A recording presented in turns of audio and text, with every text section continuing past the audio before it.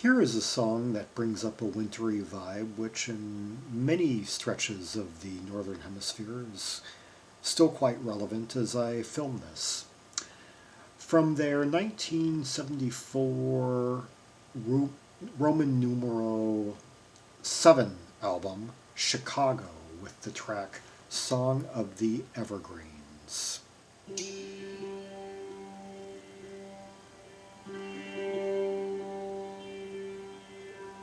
Listen to the briskly whistling winter evergreen, whispering through the frozen morning light.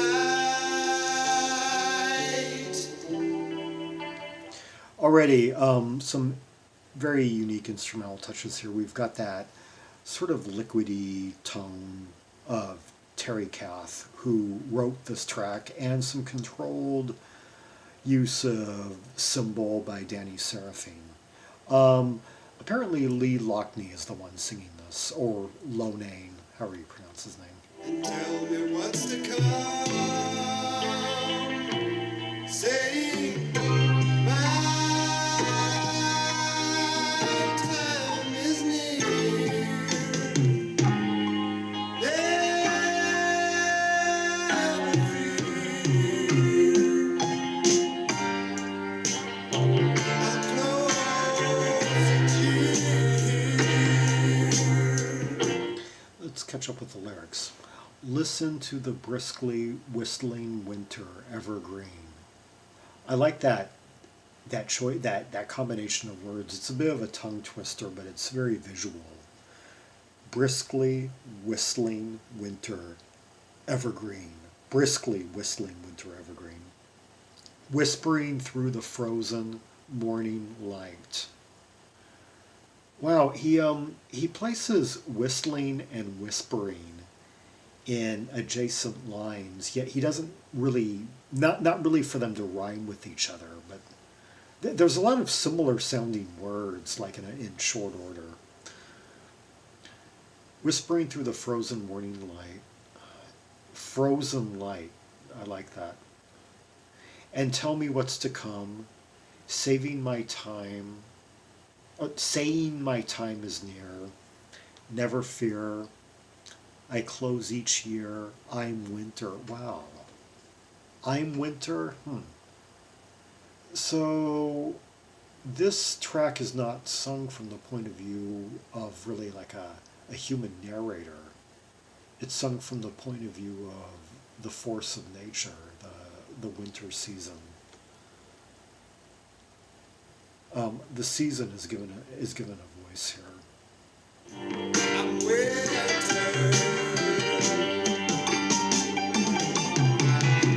Reminding me to tread my t-shirts for my woman rules. Trim my sandals for my skis. Whisper warnings of the wind. I really like Seraphine's accents in this. He's quite creative as a drummer, even when he's like on these more subdued pieces like this. And Kath is, because a few years earlier, Kath and Seraphine really dominated a lot of the sound, were really quite aggressive and busy on a lot of passages, and they're just as busy here. It's just in a more kind of understated sort of way. You have to really listen for it. Say, soon come the dancing snowflakes. And the same with Robert Lamm, actually. His fills, subdued, of course. They're kind of in these little pockets here. I'm hearing them in these speaker, kind of tinkling. The kissing elm tree. The kissing please hurry. Basically, like Terry Kath's guitar work is almost forming like a bed of water underneath it all. Like when you listen, it's like glistening waves of kind of like oily water is how I would describe his guitar tone here. Falling, dazzling dancing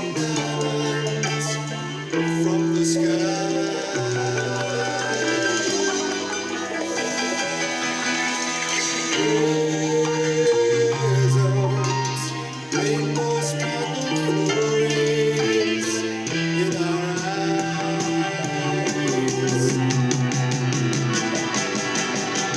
Let's catch up with the lyrics.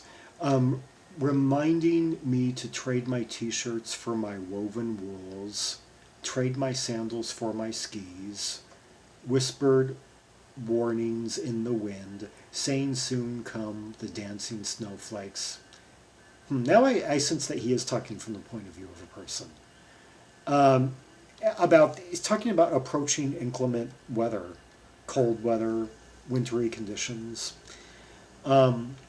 Saying soon come the dancing snowflakes. They're kissing every tree. They're kissing you and me. Please hurry. Falling. Dazzling dancing diamonds from the sky. There he goes again, like putting similar sounding words like together and creating these tongue twisters. Prisms. Rainbow sparkled flurries in our eyes. Very colorful imagery here. Like dazzling, dancing diamonds. That's a beautiful way to view snow. Rainbow sparkled flurries in our eyes. Whipping across the frozen crystal meadow. Pond of ice. Race the snow. We'll build a warming fire there and cuddle close and wine and dine. The setting sun, the morning light will find us high. Across the frozen crystal meadow, ponds of ice, race the snow.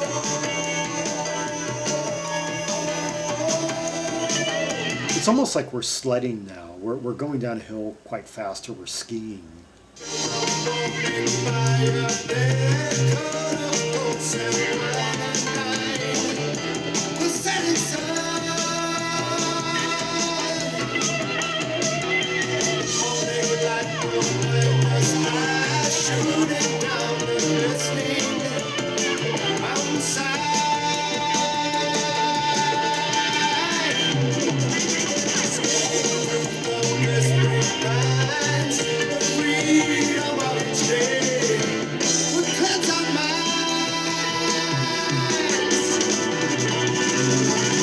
Well, those rolls are really just starting to... Danny Seraphine is really driving this one. He's...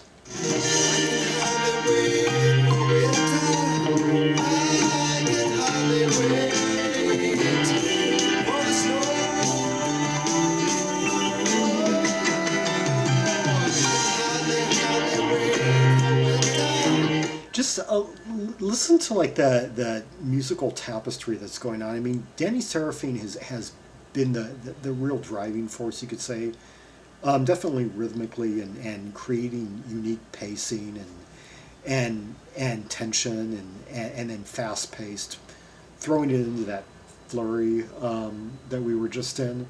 But between like Terry Kath and Robert Lamm, just their little woven, sparkly sounds just enmeshing one another underneath Lee's vocals. It's quite complex. These are people who've gotten so confident in their skill sets that like on the first album there was a lot of flash on the first couple of albums. Here, they don't even need to really show off anymore. It's just it's so ingrained in them, their abilities.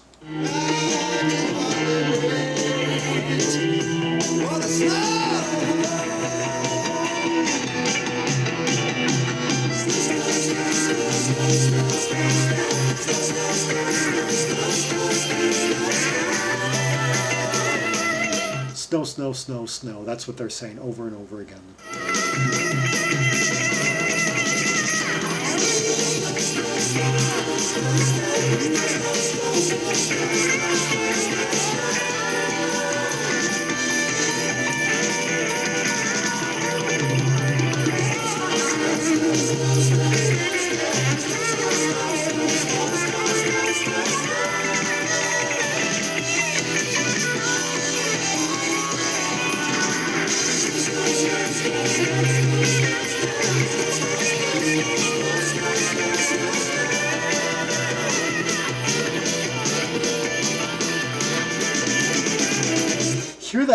just those amazing rolls that Seraphine's laying out, like over the toms, but the way that that Kath is just like scaling up and just doing all just he's just kind of almost in a world of his own right now, just on his strings, up his fretboard, like up and down it.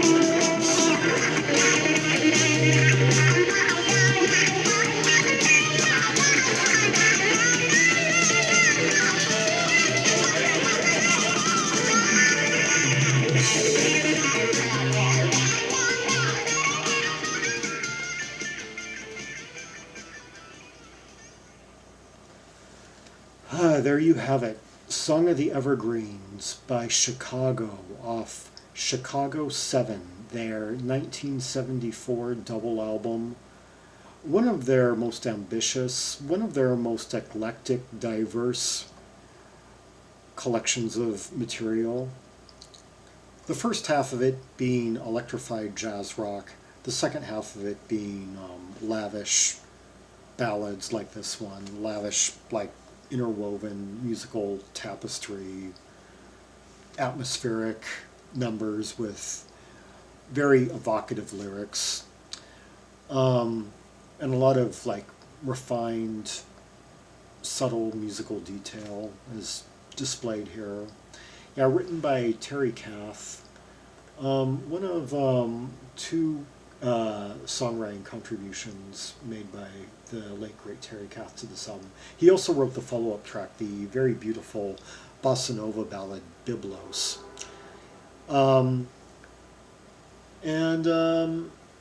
It's strange that this was sung by Lee Loughnane or Lee Loughnane, because he didn't sing lead very often.